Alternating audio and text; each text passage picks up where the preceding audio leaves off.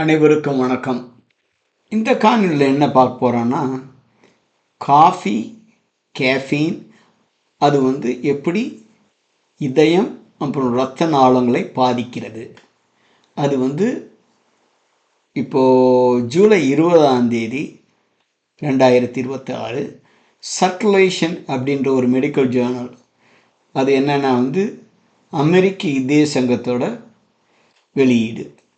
American heart அசோசியேஷனோட peer reviewed medical journal. அதில் ஒரு ரிவ்யூ ஆர்டிக்கிள் ரொம்ப நல்லா பண்ணியிருக்காங்க. அதை சுருக்கமாக தமிழ்படுத்தி கொடுக்குறோம். சில வார்த்தைகள் இங்கிலீஷில் தான் சொல்ல முடியும், ஏன்னா அதுக்கு சரியான தமிழ் பதம் கிடையாது. அதனால் கொஞ்சம் மன்னிச்சிருங்க, அப்பப்போ இங்கிலீஷ் வார்த்தைகளும் வரும். ஆனால் இது முக்கியமாக கவனிங்க, ஏன்னா எல்லாரும் சாப்பிட்றது அது எப்படி உங்கள் இதயத்தையும் இதய நாளத்தையும் பாதிக்கிறது, இல்லைன்னா எப்படி ஹெல்ப் பண்ணுது. அதை இதில் ரொம்ப விரிவாக சொல்ல போகிறோம். கொஞ்சம் போர் அடிக்கிற மாதிரி இருக்கும், கொஞ்சம் கேளுங்க, ஏன்னா ரொம்ப முக்கியம். அதோட முக்கியம் என்னென்னா எல்லார்ட்டையும் ஷேர் பண்ணுங்கள். சரி, காஃபி நிறைய நாடுகளில் சாப்பிட்ற ஒரு பானம்.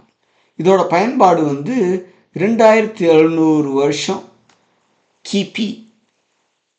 கிமு அந்த சமயத்துலேருந்தே சாப்பிட்டுக்கிட்டு இருக்காங்க. இது 60க்கும் மேற்பட்ட தாவர இனங்களில் இருக்குது. இது காஃபியாக இருக்கலாம், தேநீராக இருக்கலாம், சாக்லேட்டாக இருக்கலாம், அப்புறம் ஹெல்த் ட்ரிங்க்ஸாக இருக்கலாம். இந்த மாதிரி எல்லா இதுலேயும் கேஃபீன் இருக்குது. காஃபியோட அதர் சப்ஸ்டன்சஸும் இருக்குது. சரிங்களா? காஃபினோட ஆரோக்கியங்கள், இல்லைன்னா எப்படி அதில் உள்ள மூலப்பொருட்கள் எது இதுக்கெல்லாம் காரணமாகுது அப்படின்னு பார்த்தீங்கன்னா, ஒரு 4 சேர்மங்கள் அதில் இருக்குது. இதில் காஃபியில் என்னென்னா குளோரோஜெனிக் அமிலங்கள், குளோரோஜெனிக் ஆக்சிட், அப்புறம் டைட்ரஃபீன்ஸ், ட்ரைகோனலின், மெலனாய்டின்கள். இதெல்லாம் கொஞ்சம் வாய்க்குள்ள நுழையாத பேர்கள் தான். இங்கிலீஷ்லேயே ப்ரொனவுன்ஸ் பண்ணுறது கொஞ்சம் கஷ்டம். இது என்ன பண்ணுதுன்னா ஆக்சிஜனேற்ற எதிர்ப்பு மற்றும் ஆன்டி இன்ஃப்ளமேட்டரி அந்த மாதிரி பண்புகளை அந்த காஃபி நம்ம சாப்பிட்றீங்களா அதில் அது கொடுக்கறதுக்கான இந்த 4 சேர்மங்கள் தான் அதுகளை பண்ணுது. இதுலேயும் யார் குடிக்கிறாங்கன்ற பொறுத்து அதோட எஃபெக்ட் மாறுபடும். ஒன்று மரபணு மாறுபாடுகள். இந்த CYP1A2 அப்படின்னு ஒரு என்சைம்ஸ் இருக்குது. அது சில பேருக்கு ஆக்டிவாக இருக்கும், சில பேருக்கு ஆக்டிவாக இருக்காது. அதனால் ஒருத்தருக்கு ஒரு மாதிரியும் இன்னொருத்தருக்கு இன்னொரு மாதிரியும் இருக்கும். ஸோ அதனால் கொஞ்சம் டிஃப்ரென்ஸ் ஒருத்தருக்கு ஒருத்தர் இருந்ததுன்னா அது ஓகே. அப்புறம் ரெகுலராக காஃபி சாப்பிட்றவங்களுக்கு வேறு மாதிரி எஃபெக்டாக இருக்கும். அப்புறம் அவர் தனிநபர் ஸ்மோக்கராக இருந்தான்னு வச்சுக்கோங்க, புகைப்பிடித்தாராக இருந்தாங்கன்னா அவங்களுக்கு டிஃப்ரெண்ட்டாக இருக்கும். அப்புறம் ப்ரெக்னென்ட் கர்ப்பநிலை உள்ளவங்களுக்கு டிஃப்ரெண்ட்டாக இருக்கும். ஸோ எல்லோரும் ஒரே மாதிரி இருக்கணும்னு அவசியம் கிடையாது. பட் எல்லாருக்கும் ஓரளவு அதோட இஃபெக்ட் இருக்கும். சரி, காஃபின் எப்படி உடலில் செயல்படுதுன்னு பார்க்கலாம். நீங்கள் சாப்பிடும்போது காஃபின் 100% பயோ ஆக்டிவ். அப்படின்னா என்ன அர்த்தம்னா, நீங்கள் சாப்பிடும்போது எல்லாமே அப்சார்ப் ஆகி அதெல்லாம் எஃபெக்ட் ஆகிடும்.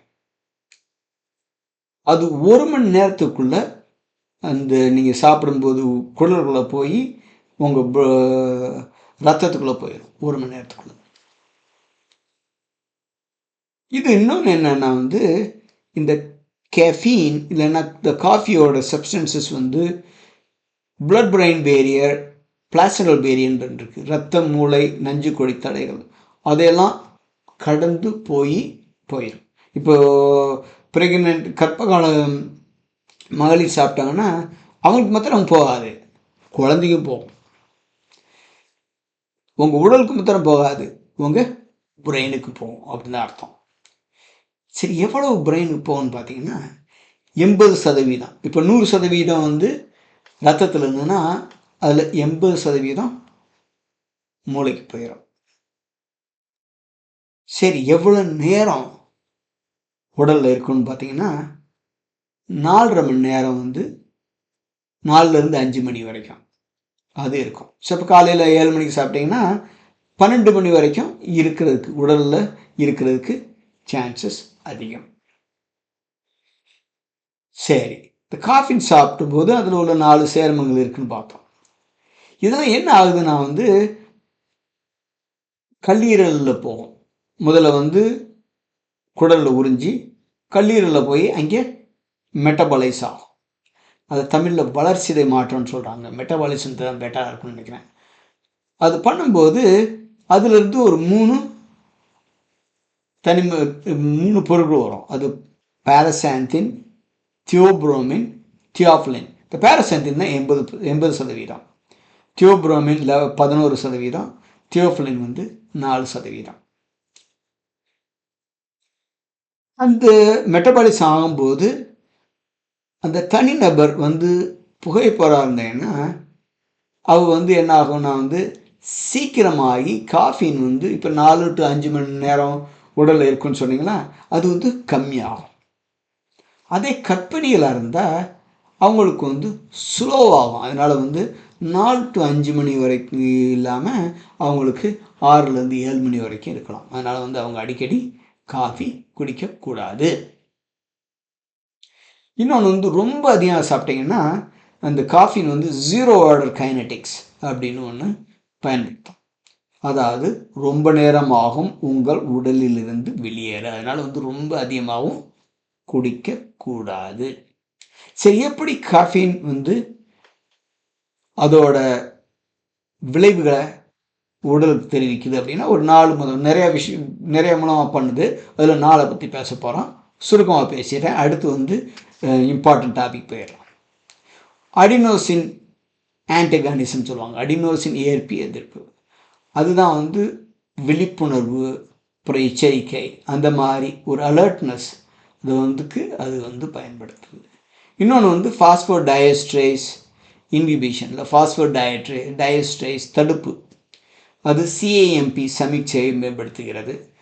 இது ஆராய்ச்சியில் இருக்கவங்களுக்கு உதவும். அதனால் வந்து பொதுமக்களுக்கு புரியலைன்னா மன்னிச்சிருங்க, அடுத்து முக்கியமானது வரப்போகுது, கொஞ்சம் வெயிட் பண்ணுங்க. இன்னும் வந்து கால்சியம் ரிலீஸ், அது வந்து தசை சுருக்கத்தை வந்து பாதிக்கிறது, மசில் கன்ட்ராக்ஷனை. இன்னொன்று வந்து கேபா ஆன்டகானிசம், கேபா ஏற்பி எதிர்ப்பு. அது வந்து ரொம்ப அதிகமாக சாப்பிட்டீங்கன்னா அது வரும். அது இருந்ததுன்னா வந்து உங்களுக்கு வலிப்பு அந்த மாதிரி வரும். அந்தளவுக்குலாம் யாரும் காஃபி குடிக்கிறது இல்லை. இருந்தாலும் வந்து நான் சொல்ல வேண்டியது வந்து அந்த சஞ்சிகையில் உள்ளதை தமிழ்படுத்தி சொல்கிறோமா, அதனால் சொல்கிறேன். ஓகே, இப்போ முக்கியமான விஷயத்தை பண்ணிட்டோம்.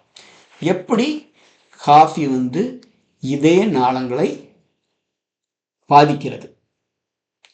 ஃபஸ்ட்டு எடுத்தோன்னா ரத்த அழுத்தம். காஃபிக்கும் ரத்த அழுத்தத்துக்கும் என்ன தொடர்பு? இதில் வந்து அக்யூட் குரானிக் அப்படின்னு இருக்கு. அக்யூட் என்னன்னா உடனே என்ன நடக்குது, ரொம்ப நாள் சாப்பிட்டே இருந்தவங்களுக்கு என்ன மாதிரி நடக்குது, எல்லாத்துக்கும் ஒரே மாதிரி கிடையாது. இப்போ இம்மீடியட்டாக உங்களுக்கு பிளட் ப்ரெஷர் இருந்ததுன்னா 250 மில்லிகிராம் காஃபி சாப்பிட்டீங்கன்னா உங்களுடைய சிஸ்டாலிக் அண்ட் டயஸ்டாலிக் 2 பிளட் ப்ரெஷரையும் அதிகப்படுத்தும். சிஸ்டாலிக்னா வந்து பிளட் ப்ரெஷரில் 2 நம்பர் இருக்கும், மேலே உள்ள நம்பர், கீழே உள்ள நம்பர். மேலே உள்ள நம்பருக்கு பேர் சிஸ்டாலிக் அப்படின்னு பேர், கீழே உள்ள நம்பருக்கு பேர் டயஸ்டாலிக். 2 நம்பரையும் அதிகப்படுத்தும். இதில் முக்கியமானது என்னன்னா இந்த எனர்ஜி ட்ரிங்க்ஸ், ஆற்றல் பானங்கள்னு சாப்பிட்றாங்க இல்லைன்னா அதில் வந்து நிறைய கேஃபின் உண்டு. அது பயங்கரமான ரத்த அழுத்தத்தை அதிகப்படுத்தும். இப்போ ரத்த அழுத்தம் இருந்தாலும் எனர்ஜி ட்ரிங்க்ஸ் சாப்பிடாதீங்க, அதான் இம்பார்ட்டன்ட். நீங்கள் வந்து ரெகுலராக வந்து காஃபி ட்ரிங்கராக இருந்தீங்க, ஆனால் உங்களுக்கு பிளட் ப்ரெஷர் இருந்ததுன்னா வந்து நீண்ட காலம் காஃபி சாப்பிட்டீங்கன்னா உங்களுக்கு சகிப்புத்தன்மை வந்துடும். அந்த மாதிரி சொன்னீங்களா, சிஸ்டாலிக் டயஸ்டாலிக் ரத்த அழுத்தம் மேலே போகும்ன்ட்டு, அந்த மாதிரி ரொம்ப இருக்கும், ஆனால் ரொம்ப அதிகமாக போகாது. இன்னொன்று வந்து நிறைய ஆராய்ச்சி இந்த ஏரியாவில் பண்ணியிருக்காங்க. அது வந்து அதில் என்ன சொல்கிறாங்கன்னா 1லேருந்து 3 கப், அதனால் ஆபத்து அதிகமாகும். அதே நேரத்தில் நிறையா சாப்பிட்டீங்கன்னா கம்மியாகும் அப்படின்னு சில ஆராய்ச்சிகள் சொல்லுது. பட் நான் என்ன சொல்லுவேன்னா வந்து பிளட் ப்ரெஷர் இருந்ததுன்னா, உங்களுக்கு ரத்த அழுத்தம் அதிகமாக இருந்ததுன்னா கம்மியாக சாப்பிடுவது நல்லது, இல்லைன்னா விட்டு விடுவது நல்லது.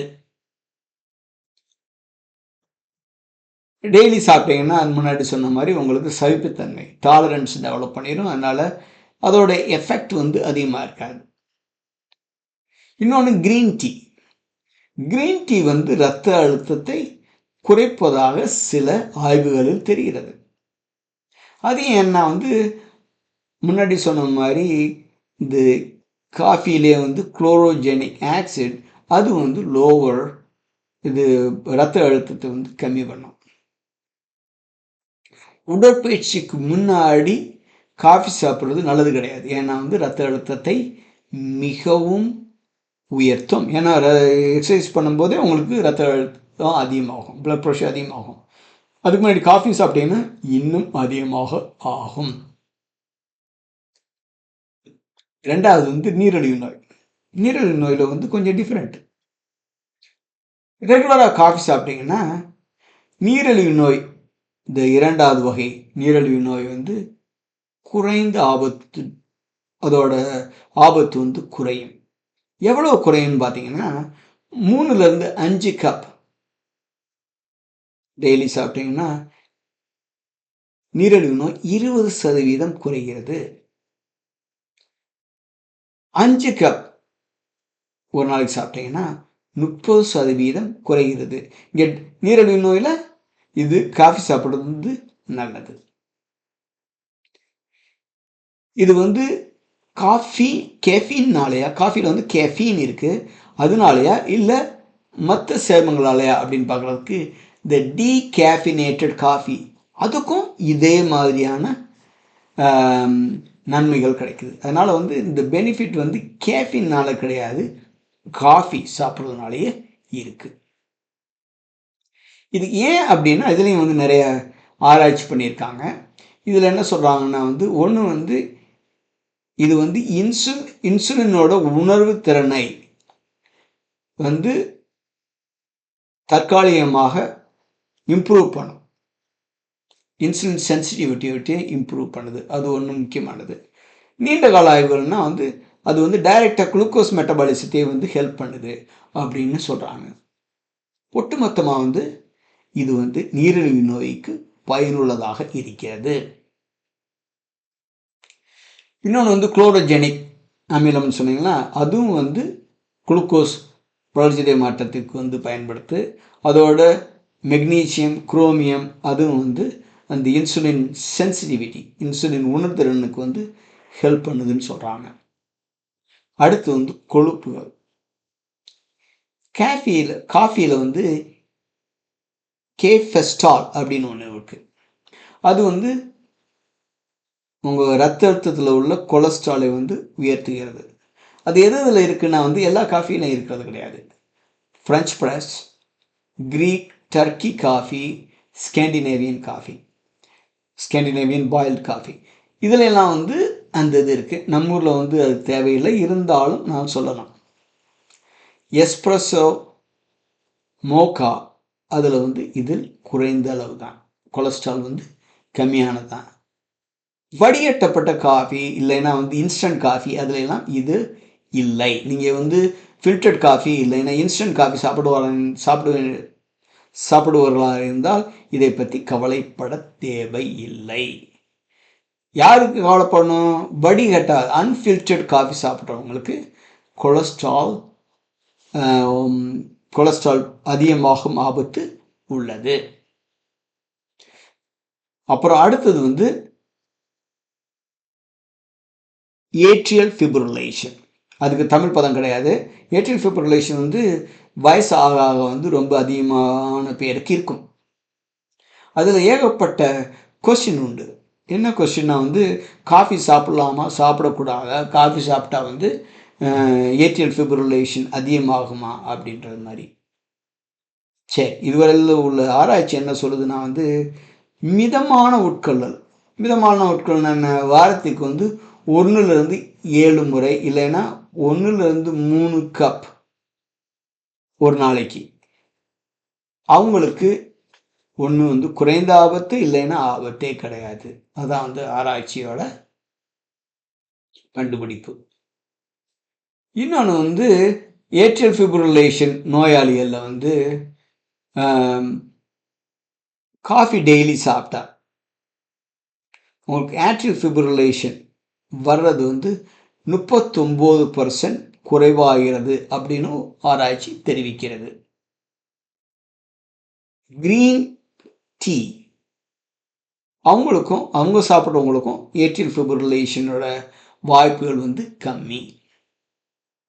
இந்த சேம் டைம் முக்கியமானது என்னென்னா வந்து ஆற்றல் பானங்கள், எனர்ஜி ட்ரிங்க்ஸ், அவங்களுக்கு ஏட்ரியல் ஃபிப்ரிலேஷன் அதிகமாக வரும்.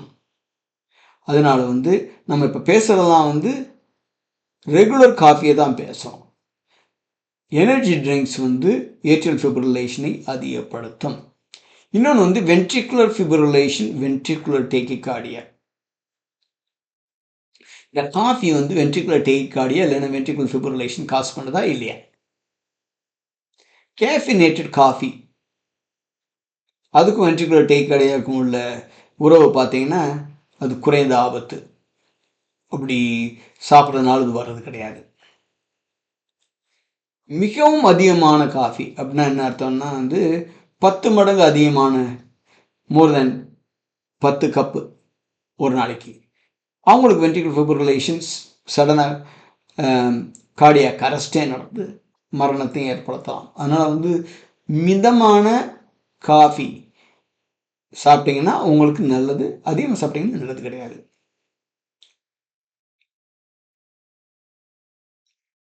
மற்றபடி என்னன்னா வந்து வழிகாட்டுதல் அவங்க என்ன சொல்கிறாங்கன்னா வந்து அமெரிக்க இரத்த சங்கம் வந்து என்ன சொல்கிறாங்கன்னா வந்து இதய சங்கம் என்ன சொல்கிறாங்கன்னா வந்து ஏட்ரியல் ஃபிப்ரிலேஷனை கம்மி பண்ணுறதுக்காக காஃபி சாப்பிட்றது வந்து கம்மி பண்ணணும், இல்லைன்னா ஸ்டாப் பண்ணணும்னு மருத்துவர்கள் சொல்ல வேண்டாம் அப்படின்னு அறிவுறுத்திருக்காங்க. அது எது பேஸ் பண்ணினா வந்து American cardiology, American heart association அவங்களோட வழிகாட்டுதலில் இது வந்து கிளாஸ் 3 கைட்லைன். எப்படி இது வந்து காஃபி வந்து ஹெல்ப் பண்ணுது அப்படின்றதுக்கு ஒரு 4 காரணம் சொல்கிறாங்க. ஒன்று வந்து வேகுலிட்டிக் எஃபெக்ட், அது வந்து ஏட்ரியல் ஃபிப்ரிலேஷன் வந்து கம்மி பண்ணுதுன்னு சொல்கிறாங்க. அப்புறம் வந்து அது வந்து காஃபி வந்து சிறுநீரகத்தில் இது பண்ணி டயபெட்டிக் எஃபெக்ட்ஸ், நிறையா வந்து யூரின் போக சொல்லும், அதனால் வந்து ரத்த அழுத்தம் கம்மியாகுன்றாங்க. அப்புறம் அடினோசின் அதோட ஆன்டிகானிசம், இன்னொன்று வந்து ஆன்டி இன்ஃப்ளமேட்டரி எஃபெக்ட்ஸ். இந்த மாதிரி 4 ரீசன்னால இந்த மாதிரி atrial fibrillation, ventricular tachycardia, ventricular ஃபிப்ரிலேஷனுக்கு வந்து இது ஹெல்ப் பண்ணுது அப்படின்னு சொல்கிறாங்க. அடுத்து முக்கியமானது கொரோனரி ஆர்டரி டிசீஸ். ஹார்ட் அட்டாக்லாம் வருது இல்லைங்களா, அதுக்கு பேர் கொரோனரி ஆர்டரி டிசீஸ். ஒரு நாளைக்கு 6 கப்பு வரைக்கும் சாப்பிட்டீங்கன்னா coronary artery disease, heart attack வந்து அதிக ஆபத்து இல்லை. சரி, எப்போ குறைந்த ஆபத்து வரும்? ஒரு நாளைக்கு 1.5 கப் காஃபி உங்களோட ஹார்ட் அட்டாக்கோட இது வந்து 10% கம்மி.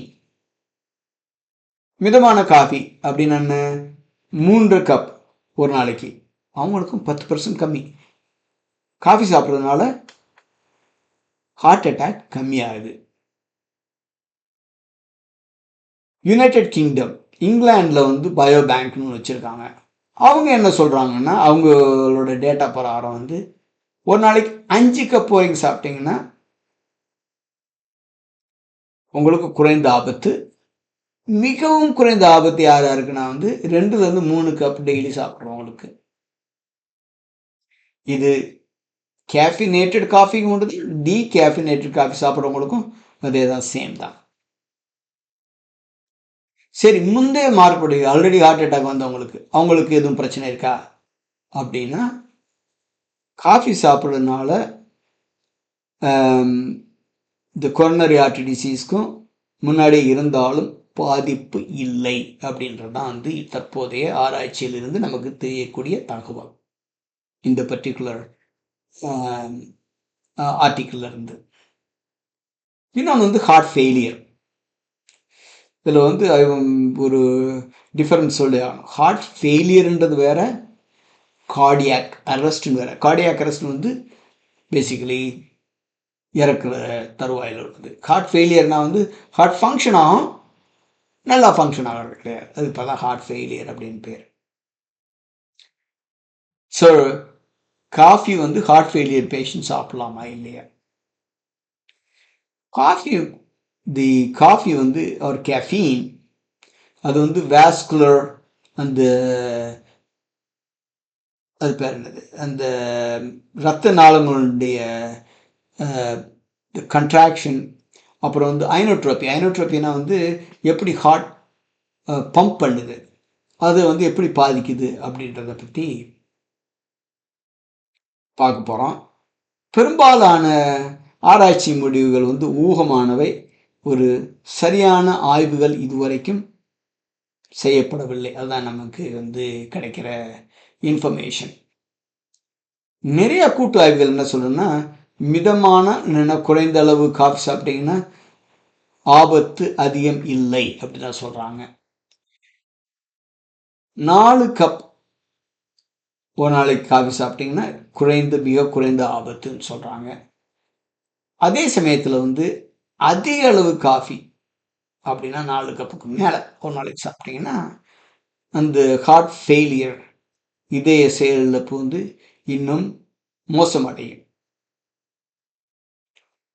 சரி, இளம் பருவத்திலிருந்து நடுத்தர வயது வரை காஃபி சாப்பிட்றதுனால உங்கள் ஹார்ட் ஃபங்க்ஷன் அஃபெக்ட் ஆகுமா அப்படின்னு பார்த்தீங்கன்னா, மிதமான காஃபி அப்படின்னா ஒரு நாளைக்கு 1லேருந்து 3 கப் வரைக்கும் சாப்பிட்டீங்கன்னா இதய செயல்பாடை வந்து ஹெல்ப் பண்ணுது. ஆனால் 4 கப்புக்கு மேலே சாப்பிட்டீங்கன்னா உங்கள் ஹார்ட் ஃபங்க்ஷனை வந்து அஃபெக்ட் பண்ணுது. அதனால் வந்து மிதமாக சாப்பிட்டீங்கன்னா அது ஹெல்ப் பண்ணுது, ரொம்ப அதிகமாக சாப்பிட்டீங்கன்னா நல்லது கிடையாது. அடுத்தது வந்து பக்கவாதம், ஸ்ட்ரோக். காஃபி சாப்பிட்றவங்களுக்கு ஒட்டுமொத்தமாக இந்த பக்கவாதம் வந்து கம்மியாக தான் இருக்கு. இதில் என்ன கண்டுபிடிச்சிருக்காங்கன்னா, 3லேருந்து 4 கப் காஃபி சாப்பிட்டீங்கன்னா மிக குறைந்த ஆபத்து. எவ்வளவுனா வந்து 21% குறைந்த அளவு பக்கவாதம் வருவதற்கான சான்ஸ் இருக்கு. இதில் வந்து கேஃபினேட்டட் காஃபிக்கும் டீகேஃபினேட்டட் காஃபிக்கும் அப்படி பெருசாக ஒன்றும் டிஃபரன்ஸ் கிடையாது. டீக்கும் காஃபிக்கும் அவ்வளோ டிஃப்ரென்ஸு கிடையாது. அந்த மிதமான அளவு காஃபி சாப்பிட்டீங்கன்னா உங்களுக்கு ஸ்ட்ரோக் வருவதற்கான சான்ஸ் கம்மி. கடைசியாக முக்கிய முடிவுகள். மிதமான உட்கொள்ளல் அப்படின்னு என்ன? 400 மில்லிகிராம் காஃபின் அப்படின்னா வந்து 8 ounce கப்பில் உள்ள 3 to 5 கப் ஒரு நாளைக்கு. அவங்க பெரும்பாலான மக்களுக்கு இது வந்து பாதுகாப்பானது. யாராருக்கு வந்து இது குறைந்த ஆபத்தை உள்ளடக்கியதுன்னா வந்து இதய இரத்த நாள நோய், கொரோனரி ஆர்டரி டிசீஸ், பக்கவாதம், heart failure, atrial fibrillation, type 2 diabetes, இவங்களுக்கு எல்லாமே வந்து மிதமான அளவு காஃபி சாப்பிட்டீங்கன்னா அது நன்மை பயக்கும். இன்னொன்று என்ன பார்த்துருக்காங்கன்னா வந்து மிதமாக காஃபி சாப்பிட்டீங்கன்னா அப்படின்னா 2லேருந்து 4 கப் ஒரு நாளைக்கு உங்களுடைய இறப்பு, உங்களுடைய டெத் ரேட் வந்து கம்மி அப்படின்னு காமிச்சிருக்காங்க. டீகேஃபினேட்டட் காஃபிக்கும் இதே அளவு எஃபெக்ட் இருக்குமான்னா ஆமாம், அவங்களுக்கும் இதே எஃபெக்ட் இருக்கு.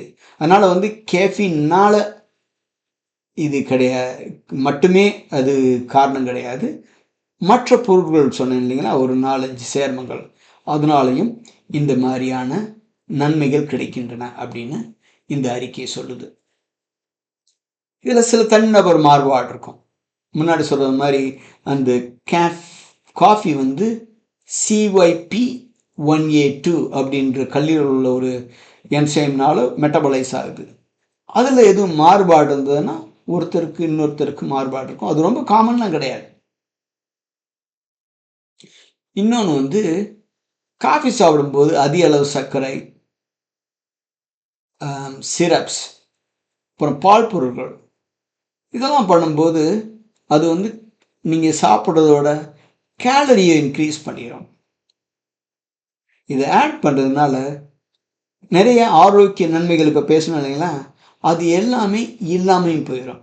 ஸோ இப்போ நம்ம என்ன சொன்னதெல்லாம் வந்து கருப்பு காஃபி கருப்பு காஃபின்னு சொல்றதை விட வந்து வெறும் காஃபி, அதோட சர்க்கரை சேர்க்காம, பால் சேர்க்காம, அப்புறம் வந்து சிரப் சேர்க்காம சாப்பிட்டீங்கன்னா இந்த நன்மைகள்லாம் நான் பேசுனது.